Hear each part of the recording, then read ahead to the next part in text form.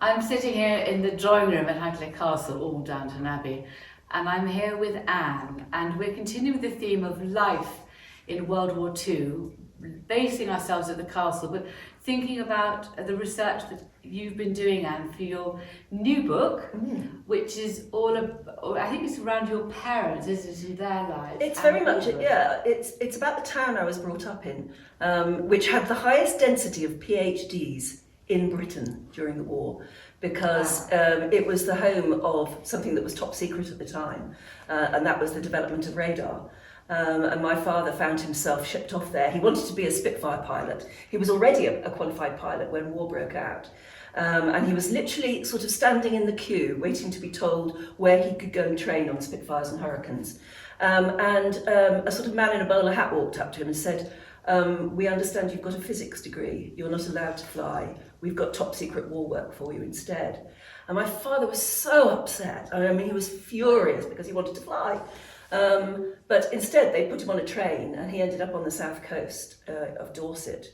And he was working on something that was so top secret then that he hardly knew what it was. But he found himself in the team of Bernard Lovell, who of course is later went on to be legendary, the inventor of Jodrell Bank. But he found himself working for Bernard Lovell on this thing that they started to call radar.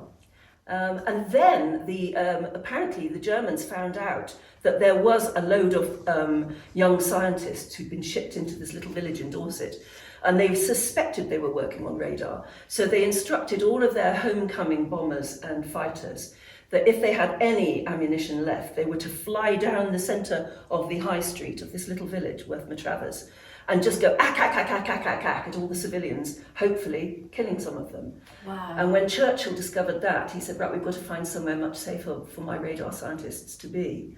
And he sort of handpicked Malvern. And so my father again was put on a train overnight, packed all their radar equipment into boxes, and they were taken off somewhere he'd never heard of in his life, which was this little Victorian spa town called Malvern. And all of the boys at Malvern College were shipped off overnight to Eton and Harrow, and my dad and all his boffins moved into Malvern College, where he spent the rest of the war. How amazing! What a story! It's just brilliant, and radar was so important. And you know, there's not a single film about World War II where the importance of radar and the sirens in order to get all the Spitfires and Hurricanes up in the air doesn't happen. So, you know, this little history weekend that we're trying to think about what our parents and grandparents did is so then particularly on resonant with your father, given I'm also trying to celebrate the achievements of the RAF, and the RAF Benevolent Fund are here. And they will be so thrilled to see you, Anne. How exciting. I know, one of my father and mother's best friends was an RAF pilot who did a big stint in taking the radar scientists up in aircraft, and they went out over the channel and they were experimenting whether if they sent out radio waves down into the sea, whether they would get an echo back showing them where submarines were. And so they went out on a test. This is one of the stories my father told me, but he hardly ever told me a thing because it was all top secret and you didn't talk about it. But he said they went on one sortie with this Tony, who I later got to know, who was an RAF pilot. And they went out on this sortie, and they knew that they got a practice submarine somewhere down in the ocean below. And the idea was if they got a blip back on the radar screen, they would know the submarine was there, and they would drop a depth charge. That was obviously not a very strong depth charge because they were our own guys. They dropped a depth charge, and when they flew out over, and then when they were flying back, all of the submarine had suddenly surfaced, and all of the men were out on the top of the deck of the submarine, and they shook their fist at my dad's plane because they had been so accurate that the depth charge had blown out every rivet on the submarine. And that's when they knew that this was this idea of sending out radio waves and getting a blip back on a little green screen could actually play a huge part in the war, and it did. Well, it must have also begun to save all the convoys sailing from America to England and back again. And funny enough, Geordie's aunt was sent, Geordie's grandfather stayed here in World War II with his father and grandfather stayed here. And Geordie's aunt, who was 8, 9 years old, was put on a boat and sent to stay with cousins in America. And I often think of how terrifying it must have been sailing across the Atlantic. Again, that invisible enemy, you never knew where it came from, particularly in the early years of the war. And then again, the convoys coming back. I mean, it was a terrifying game that was being played with people's lives. That's right, it was people's lives. I mean, my mother was quite a bit younger than my father, but she was about 16 when war broke out. And one of the things she'd always dreamed of doing was training to be a nurse. And she was living in Malvern, and the nearest teaching hospital was Birmingham. So she went up to Birmingham, and within weeks of her starting her nursing training, she was bombed out of her digs in Birmingham, and her mother was frantic about it, and so she went back to live with her mother, which she really didn't want to do because her dream was to be a nurse. So instead, she trained as a shorthand typist, which she always said was the most boring thing she could have thought of in the world.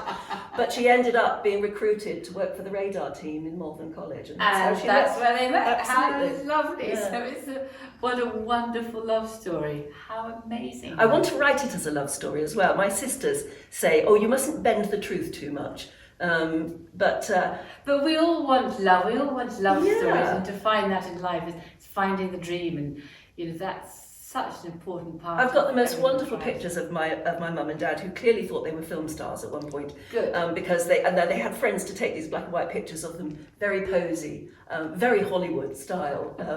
It's very, very funny to see them, but they were young once. And So your parents spent the whole of the war in Malvern? In Malvern, yes. And as I said, it was an extraordinary place because Malvern's very well famous for its water, Yes. and for Edward Elgar. And it's even apparently just up the road from where I used to live. It's where C.S. Lewis and Tolkien were on a pub crawl one night. And they came out of the pub at the top of the Abbey Road in Malvern. And it was beginning to snow. And the snow was making the Victorian lamps sputter. And C.S. Lewis turned to Tolkien and said, do you know that would make an awfully good opening scene for a book? And so it was the opening scene of The Lion, the Witch and the Wardrobe. How amazing is that? So as I say, it had the highest density apparently of PhDs in Britain when all of the boffins moved into Malvern. And so many of them stayed there because it became the Royal Radar establishment. And so most of the families stayed there. And me and my sisters were born there and brought up there. It was a wonderful place to live. And when did your father begin to be able to tell you stories about World War He II? never did. Do you know, there's a whole generation, my generation of kids who were brought up by radar parents. And we always knew you should never ask mum and dad about what they did in the war. It was top secret. They'd signed the official Secrets Act. That was it. But I tell you what, Churchill put out a propaganda myth that the reason that our pilots were being able to apparently see other aircraft in the dark was because we were feeding our pilots carrots. Yes, I know that, because we were growing carrots here, and there was that myth, there were some letters. Churchill deliberately made up that myth to cover up Exactly. radar. So I think we still eat carrots. So, my mum and dad worked in carrots, basically. That's what they did. We grew them for you. Yes, thank you. It's extraordinary, but we just grew up in a town where everybody's dad was a scientist, and many of the mums too. And you never asked them what they did in the war. And it was only when he got much, much older that little stories started to come out. Did he ever write any of them down? Did you write them down? No. And when I've been looking into the history of radar, and there are quite a few books written by eminent scientists, Yes. but they are absolutely technical and scientific books. Yes. Very few of them mention the human stories about what it was like to. One story my father told me was that they spent most of the war, him at the one end of an aircraft hangar and a friend at the other, and they would literally send microwaves at each other. Can you imagine how dangerous we would consider that now? They were just pinging microwaves to each other to see if they got a blip. And my father swore that most of his team died of cancer, and he was absolutely convinced that it was because they were just shooting microwaves at each other all through the war. Did your father, may I ask? He died of leukemia, yeah. Did he? Mm. And he absolutely, when he contracted leukemia, he was absolutely certain that it was because they worked so much with microwaves. And one of his bosses, eventually when they were building these Nissan-type huts in Malvern to house all these scientists, one of his bosses was so convinced that there was something very dangerous about what they were doing, pinging microwaves all over the place, that he insisted on covering his hut with corrugated iron. The idea being that if you were pinging waves, they would bounce off to somewhere else. So I don't know. It was just my father's theory, but when you think about it, they were doing some very dangerous things. Well, funnily enough, just retreating slightly to the earlier, the First World War, you know, from my research about Almina and many of the eminent surgeons who came out of retirement quite often to work again, because so many surgeons were killed on the front during the First World War that many of the other ones came back out. And it was with the very early X-ray machines. And so many of them died in the few years after the First World War. And it seemed to be, when I was reading the obituaries, they seemed to be dying of what we today call cancers. Well, yes, they exposed and I was themselves to sure these again waves. that it was they were exposed. They had none of the normal protection at all. And there was some stories from Dr. Johnny, who worked here as the general doctor in the castle, in helping to supervise some of the X-ray machines, which was one was put in by Almina in London, in the London hospital, and they just seemed very casual. Yes, I stuck my arm in there, see what it felt like, sort of thing. And you know, we're now so careful. Yes. But they were trying to find the bullets. Yes, so they were of an course. important part of healing as well. So there's always a left and a right hand, isn't there? And Well, it's I'm even sure as you're that- saying, a lot of the older surgeons came out of retirement. Look what's happening now. A lot of older doctors and nurses are coming out of retirement or coming back in to help in what we see now as a crisis. And it's a crisis that will go down in history itself, isn't it? It will go down, and in some ways, I wanted to have a little history weekend.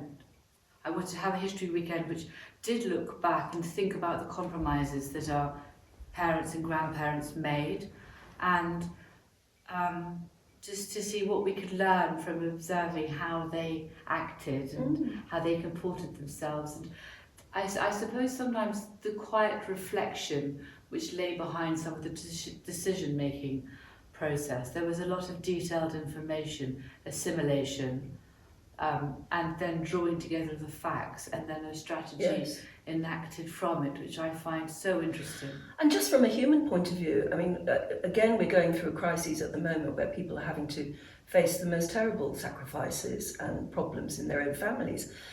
I just mentioned my parents there, both of them broken dreams. My dad wanted to be a Spitfire pilot, my mother wanted to be a nurse. They had to compromise and get on with war work. Yes. So I suppose it happens in every generation in some sort of different way. I think it does, and my own grandfather fought in the First World War, and he'd then stayed on in the army, gone out, in fact, to marry in India, and he was thinking of leaving and where he wanted to go next in his life.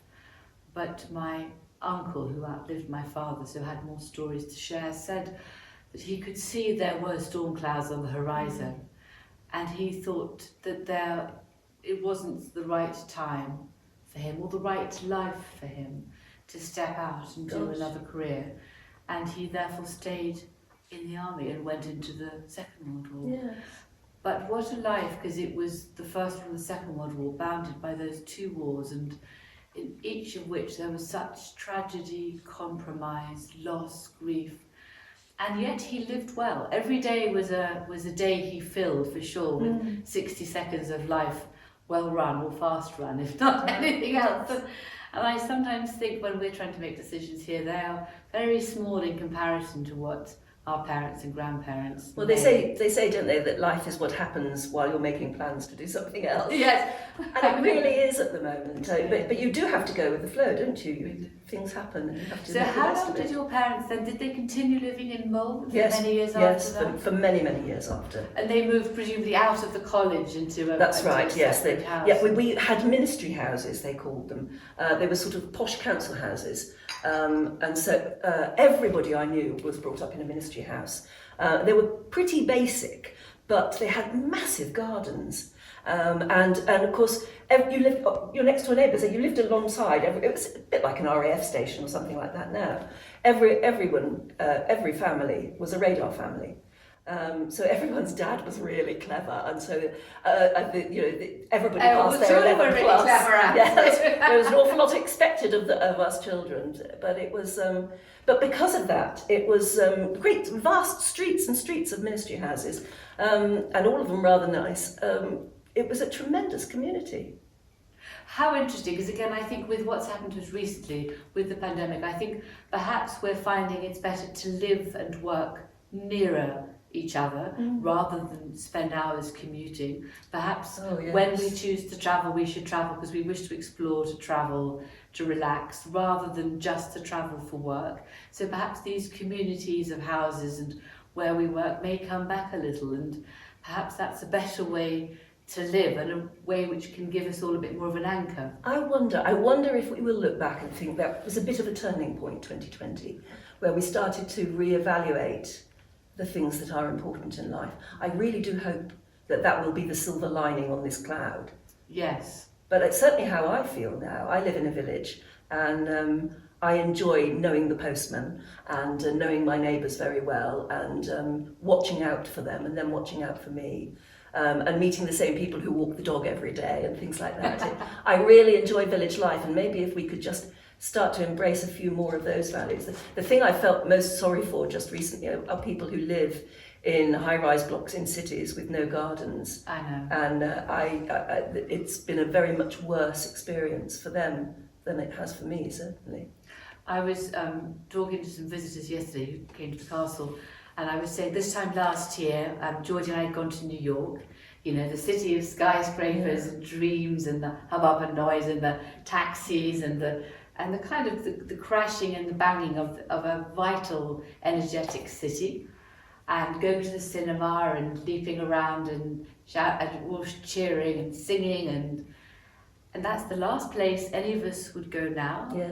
And the cinema is probably one of the last places we go for the moment. So it has just overnight, this unseen virus has completely changed and asked to reevaluate how we do live, which is interesting. And it may be a good, yes.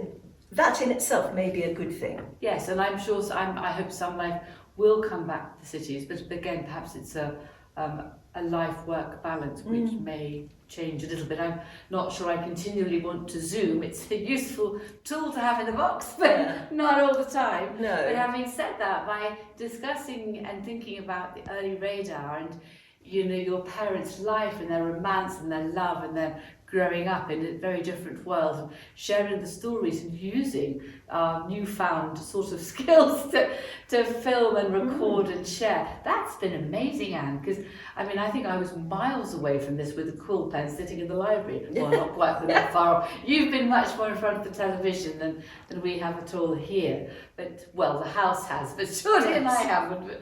But it has been interesting. We can do a lot more than we think if we try. And we found a different way to bind our families together. You talk about Zoom calls. I got quite good at it. I must say I'm a bit sick of it now, like you. The quality just isn't there. It's not quite what you want. But I suddenly found myself linking up with my sons all over the place, with their families, with my son's girlfriend's family in America. I suddenly found you can do a family conference.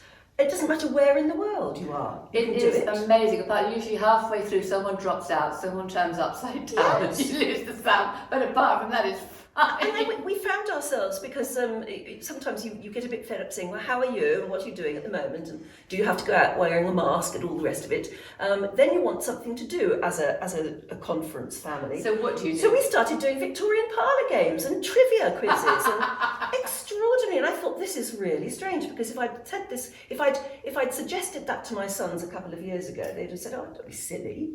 But suddenly we found ourselves doing trivia.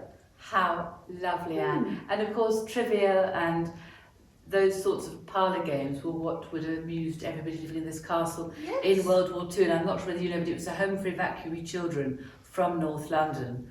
So there were nursing assistants and teachers. And some of the nursing assistants were 16 years old. They'd barely left school themselves.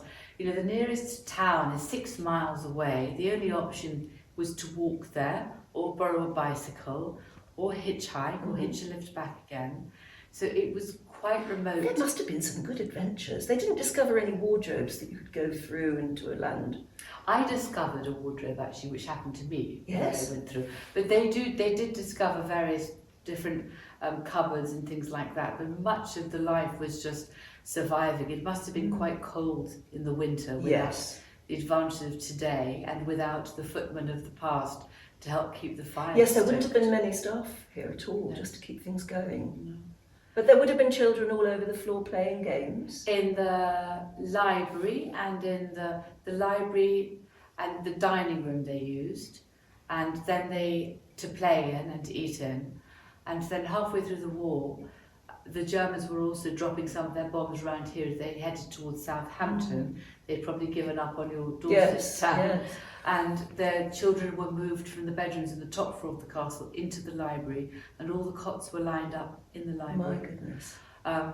And they then used some of these rooms more, and Geordie's grandfather used my little study and morning room as a dining room to eat in, which was sort of smaller and cosier actually. So everyone shifted around and made room. There was always food here, which was lucky, and a dairy, and sort of retired gamekeepers to go out and try and bring in some of the game to eat. God. So everybody was pretty lucky. They kept hens, pigs, sheep. So it was really back to thinking about where our food comes from and what are we going to eat. And those very children would have been Londoners, would they? They were 3 to 5 years old. Gosh. Oh, They're away from from their North London. parents? Yes, they were evacuated from North London. But this must have been a completely different world to them. Exactly. I mean, you couldn't think of a more different world. I know.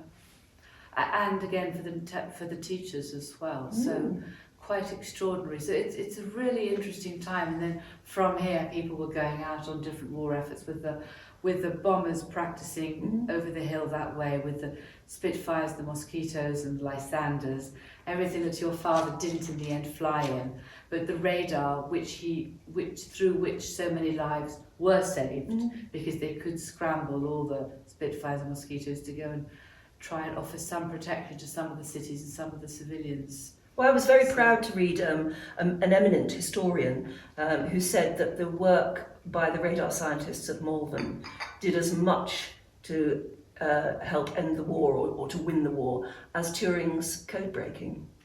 It's just been a story that's not been told. I think we should write a film script together. Should we do that? Absolutely. Well, I've been thinking as well, because your evacuee children here, very little though, weren't they? I mean, they must have amazing stories. And that's exactly the premise on which C.S. Lewis started to write The Lion, the Witch and the Wardrobe. He said, to make an exciting children's story, you have to remove children from their parents. Otherwise, they wouldn't be allowed to get into the scrapes that they do in stories. And so he set the whole thing with evacuated children in the war, sent to a big country house, where eventually they discovered a magical wardrobe. So I'm going to go looking for one, because there must be one here. I found a wardrobe in the courtyard before we were doing it up behind the castle here, and there was a room, and I was just rejigging the rooms inside for today's world, and there was a wardrobe at the back of this room. So I thought, I wonder what's behind there. Is there any? I was trying to figure out where to put a kitchen or bathroom, etc. And I opened the wardrobe to go, and at the back of the wardrobe was a door. So I opened the door to go through the door, and I found myself standing at a set of steps which were quite wide from the sofa to here, and they were going downwards, and there was a landing, and there was another door opposite. Wow! So I thought this was completely amazing. So the stairs going downwards were a little bit chicken, so I carefully went down the steps, was not going to, and there was a door at the bottom which was blocked by a wall. So I thought it was so exciting, Anne. It's like a little secret flat. It was, and then I ended up unblocking the wall the other side. So I had a new staircase. I love the sound of this. It was amazing. I just think it was just extraordinary. And I love C.S. Lewis. I just thought of those wonderful books that I so enjoyed. Me, every and you single conveyed one. the street lamps so well. Yes. But Anne, I know that various people may well have some questions from Facebook today. Right. So I was wondering if you would mind just answering a few questions with me, but thank you for joining me. I think we've got more things to write. I think we have. Don't you say? Yes. More things to do. And thank you for coming here today. And I loved hearing the story of your parents. Clearly some really special people, and what a contribution they made. And that's the thing about history, isn't it? There are always more stories to tell. So lucky. Now, Kat, do you have any questions for me? Yes, so actually a personal question that I thought about whilst I was listening to your wonderful talk. When you were speaking to your mother and father about what they did in the war, would you say they spoke with immense pride about what they did, or did they just kind of consider it duty? Is that just what everyone did? I think they did consider it duty. It's what everyone did. And I think that's very true of that whole generation, actually. You just got on with stuff. My mother never stopped moaning about the fact that she didn't train to be a nurse. That was a chip on her shoulder that stayed with her forever. She did eventually become a Red Cross nurse, and she used to do a lot of part-time nursing at the local hospital, but it wasn't real nursing, she said. That's what she'd always wanted to be. She'd be terribly proud now because her niece is a sister working in a COVID ward in Southampton. She'd be so proud of that. But they were just, they knew it was something to be proud of, but they didn't want to talk about it very much. The radar or the war years particularly. And how would you recommend grandchildren or children to start up those conversations with their parents, grandparents about the war? Because I know it's quite a common thread between all the people who lived through it that they don't really want to discuss it. When I used to sit on television in the 80s and talk about how now everybody has got these nice little video cameras, one of the most important things you should do is put it in front of your parents and ask them some questions and video their answers. And I didn't do it myself. And I should have, because I'm so annoyed that I didn't, because if I'd actually sat my father down and said, look, never mind, the Official Secrets Act, it's all in history now, and anyway, I'm not going to tell anyone, but just tell me what it was like. And the same with my mother, but I never sat them down and did that, and I so wish I had. I think it's one of the top tips to tell anyone now, actually, particularly if you feel your parents are getting a bit old and doddery. Stick a camera in front of them and get them to talk. And also photograph albums, because I'm so often looking through photograph albums today and I don't know who the people are or what the circumstances are. Absolutely. I think I'm far more concerned because my photo albums are not there. They're sort of in my phone and usually not printed out. I know, and we all have thousands of photographs on our phones and nowhere near the time to go through each one. No. But you should, yes. I'd love a very simple app where I can just tap and send it to print. Whoever invents that for some really simple person like me would make me so happy. Well, I'm told, you see, this is what I say to my sons, and they say, no, there are plenty of apps like that. You just have to look for them. But you see, they don't have the patience to teach me. And so I've got thousands and thousands of photographs on my phone, probably most of them useless, but the occasional one is worth saving. Yes. And they'll be lost. Yes. And did your father ever get to fly in a Spitfire, even as a passenger? No, he didn't. He flew Tiger Moths because he learned how to be a pilot at his university. He was in the University Air Squadron. So he knew how to fly Tiger Moths, which were the training aircraft of the day. And he took my mother up in one and made her violently sick because he insisted on looping the loop. Crumbs. Why she ever fell for him, I don't know. No, he never got to fly Spitfires or Hurricanes, but he was taken up by this friend of ours, Tony, the RAF pilot, many times in planes, and he loved flying. But as a treat, in the 80s, sometime in the 80s, I wanted my parents to come up and stay for a week, and I sent a helicopter for them. And he said he'd flown many planes, but he'd never seen anything quite as amazing as being able to look down, because you know how the floor of a helicopter, if you're in the front, you can actually look down. He said it was like seeing the map of England just unfold before me, and he was absolutely thrilled with the helicopter ride. And I did send them on Concorde as well. How could you not? I just thought that would be so cool for my dad to fly at Mach 2. I've got Concorde pilots coming to talk here. I love Concorde. which I think would be I great. have to tell you something that I'm absolutely amazed. One of my son's girlfriends is Californian, and she's never heard of Concorde. Oh my goodness. I think Concorde was the most extraordinary, beautiful Loved it. plane and achievement. And I know there was a terrible crash. But having said that, nevertheless, apart from the tragedy for those awful tragedy for those people, it was such an extraordinary achievement. And Concorde, its agreement, it was working between two countries, and now we seem to have some. It was issues so well ahead of its time, and it looked so extraordinary. And I flew it many times, and I just loved it. The journey from New York to London was 3 hours 10 minutes, and that was exactly the same length of time as my breakfast TV programme. So you used to get on, be given a glass of champagne, sit there with Henry Kissinger and David Frost somewhere else in the cabin or whatever, and by the time you'd finished a couple of glasses of champagne and a very light lunch, you'd be arriving in Britain, and it was just beautiful.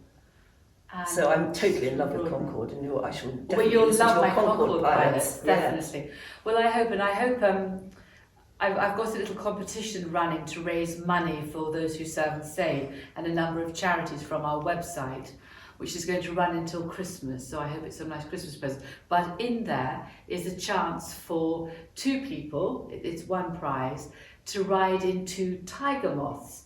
But one of the pilots who's going to take you up flew Concorde. Oh wow! So I hope you and your sons go in for it, because you then might ride in a plane flown by Concorde. Yes. Oh, that is what that's a money can't buy prize. I hope so. That really is it's brilliant. It's so kind of them, but I just thought it was fun. Well, that's extraordinary. A tiger moth is, like I said, that was from the 1920s or something. The tiger moth, yes. Isn't it? Probably before. And to be flown by a Concorde pilot is extraordinary, spanning the centuries. But isn't it fun? Decades. They are so kind, and I just thought, just a few sort of dreamlike presents, something to look forward to, and a chance to go in for it. And I just hope we can all give $5, £5, €5 to a few charities to say thank you, and to help some of them who are really challenged, and yet never have they been more needed. And so it's not just the businesses, obviously it's the charities as well as the hospitals, which are really struggling. But I think what you're doing with this History Weekend is fab, because this is how to learn history. I had history beaten into me at school, which was just a load of dates and really boring. And I hated my history teachers, all of them. But and I was never imbued with a love of history, but I love history. And I like the sort of history that is about stories, places, people. And you and I never stop talking about history. Well, absolutely. It's lovely talking. It's such fun, Anne. I cannot thank you enough for coming today. And I know we've got many. I'm absolutely convinced we've got many more plans we're going to do together. Yes, we've got to get writing. Excellent, wonderful. Thank you.